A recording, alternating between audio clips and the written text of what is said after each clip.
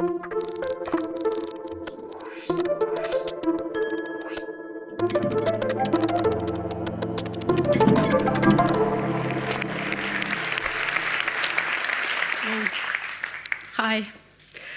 I'm sorry to start out by being a party killer today, because you guys just totally failed.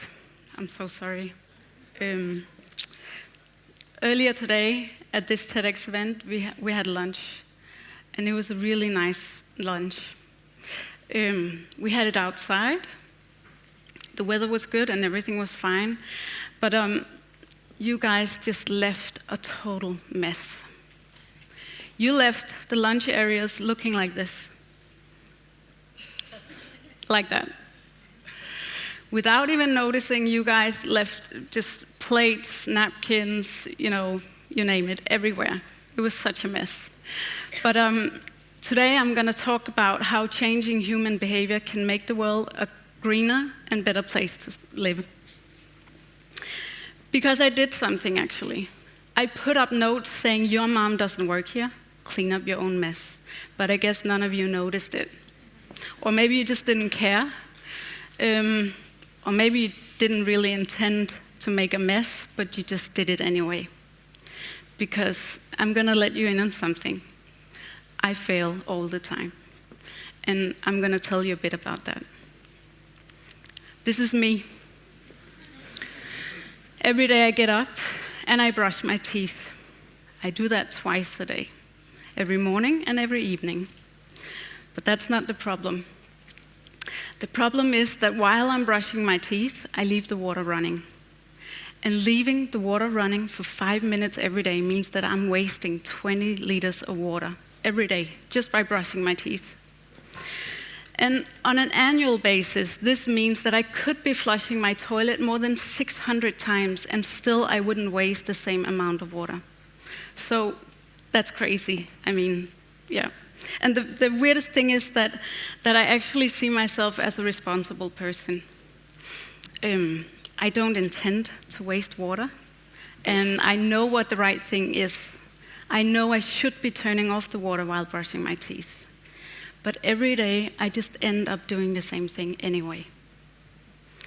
And another crazy thing is that every day I drive my kids to school.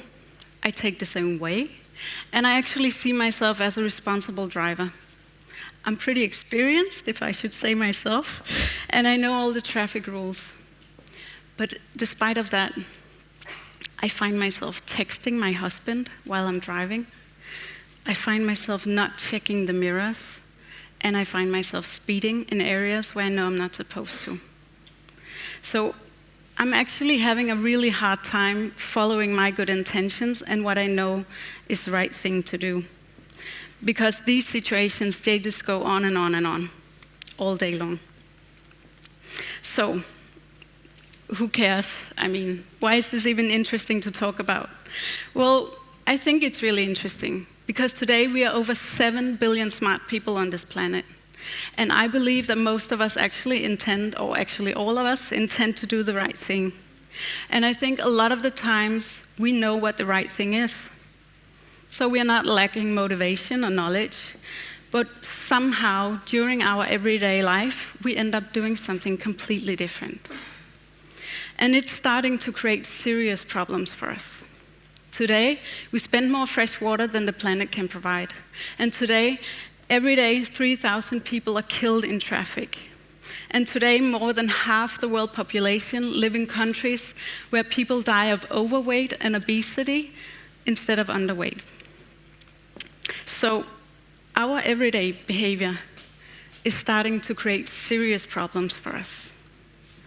We are having such a hard time following our good intentions and what we know is the right thing.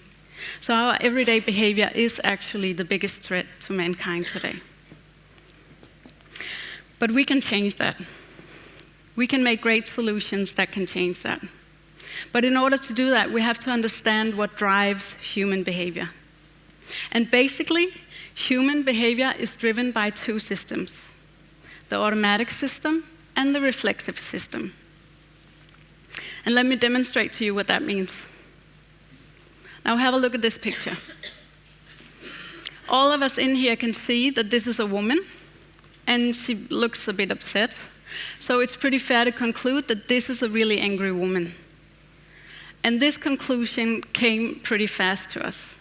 It was effortless, and we couldn't have not seen the angry woman. This is an example of automatic thinking. Now have a look at this picture up here. All of us in here can see that it's a piece of math. It's a blackboard with white numbers. But if I asked you to tell me the result, some of us would need a piece of paper and a pen and a little bit of time to solve it. And those of you who's already calculating, you can stop now. The result is 4,179, so stop calculating. But the conclusion of this, it didn't come to us as fast as the angry woman. It's slow. And if we all sat down and started figuring out the result, we can actually measure our blood sugar dropping. And this is an example of reflective thinking. Biologically, we are coded to save as much energy as possible. So we always try to avoid being reflective for too long. Another important thing we have to take into consideration when working with humans is our basic instincts. And one of them is our pack mentality. And that's actually one of the strongest basic instincts we have. Our pack mentality means that we mirror the people around us. We do what we see other people do. If they stand in line, we start queuing behind them. If people start to whisper, we lower our voices. And this instinct is so strong that it actually overrules a lot of our own good intentions or what we know is the right thing. Because what happened today at lunch was, I gave you the information that your mom doesn't work here, and you had to clean up your own mess. But anyway, what you did was that you just started mirroring the behavior of the people around you. So when they left a plate on the ground, you did the same. And that's how we ended up with the mess. Our basic instincts often overrule what we know is the right thing. Another thing we have to take into consideration is our human flaws. We have tons of them. But one of them is having very limited attention. We are very bad at keeping attention and very bad at taking it out at the moment where we need it the most. So if somebody a week ago told you, don't smoke here, and then you come back a week later, then the odds that you're actually going to pull out that information in that moment when you're back in the same area are so small. That means that we live in the now. Our behavior is relying on everything that's around us right now. I'm walking on the stage according to how the things are right here, and that's how we actually live. We are not that reflective. So, when we have to change this, we have to use all these insights to create solutions. And I'm just going to introduce you to some cases I've made where I based it on these insights. This summer, I did a project where I had to change the behavior of people going to the beach. Because here was the problem. The trash cans at the beaches looked like this. All the garbage was mixed together in different materials. Glass, plastic, and metal, it was mixed together. And if we want to recycle garbage, it has to be divided into different materials. So what I had to do was to create a solution that could help people going to the beach sort their trash.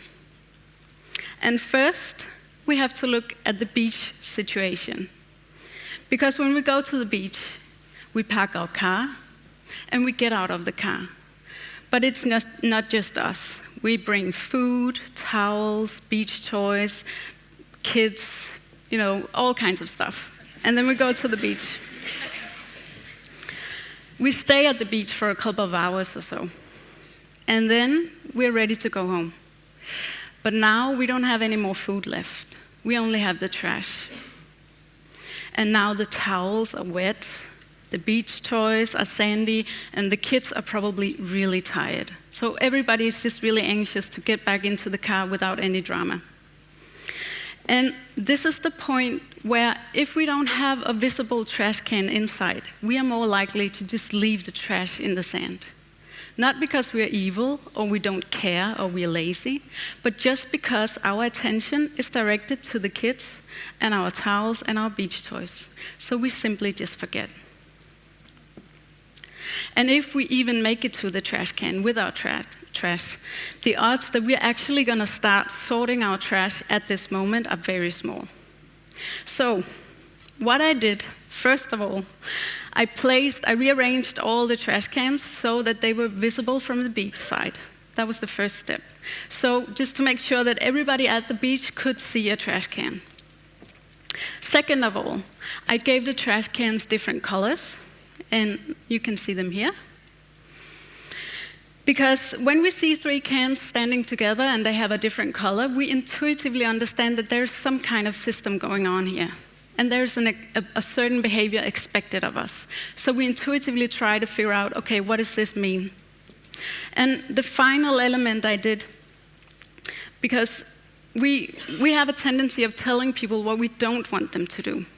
Don't litter here, don't smoke here, don't throw your laundry here. And I actually find that showing people what you want them to do has a much better effect. So the last element, I put stickers on the trash cans showing people which beach-related trash goes in which can. And this July, all of these things were put together and tested. And after just 1 week, the trash cans looked like this. Everything was sorted into different materials: glass, metal, and plastic.